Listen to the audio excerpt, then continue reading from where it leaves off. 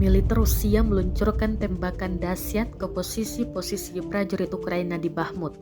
Kali ini, tembakan artileri difokuskan pada gedung-gedung tinggi yang disebut jadi tempat bersembunyi prajurit Ukraina. Rekamannya beredar di Telegram pada Kamis, 13 April 2023. Dalam keterangan unggahan disebutkan, inilah rekaman mencekam dari Artemovsk Bakhmut. Pasukan mendukung unit penyerangan tentara bayaran Rusia dengan tembakan artileri. Sekelompok pasukan Ukraina ingin bersembunyi di pintu masuk gedung bertingkat tinggi, tapi setelah mereka masuk, peluru besar Rusia mulai memasuki pintu tersebut, klaim militer Rusia.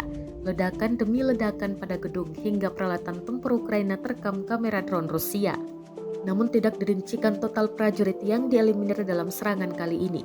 Pertempuran masih terjadi di kota Bakhmut. Namun demikian, semua gedung administrasi kota tersebut diklaim sudah dikuasai pasukan Rusia. Dikutip dari TASS pada Kamis, hal ini dibeberkan oleh Kepala Wilayah Donetsk, Denis Pushilin. Ia mengaku melihat dengan mata kepalanya sendiri kondisi Bakhmut.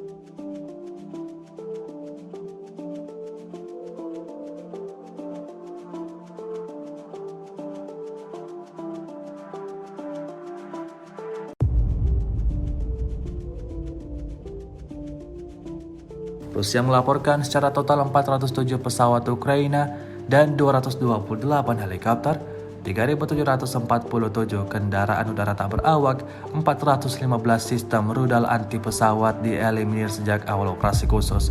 Sementara itu dari kubu Kiev, Kementerian Pertahanan Ukraina melaporkan 540 tentara Rusia dieliminir dalam sehari terakhir.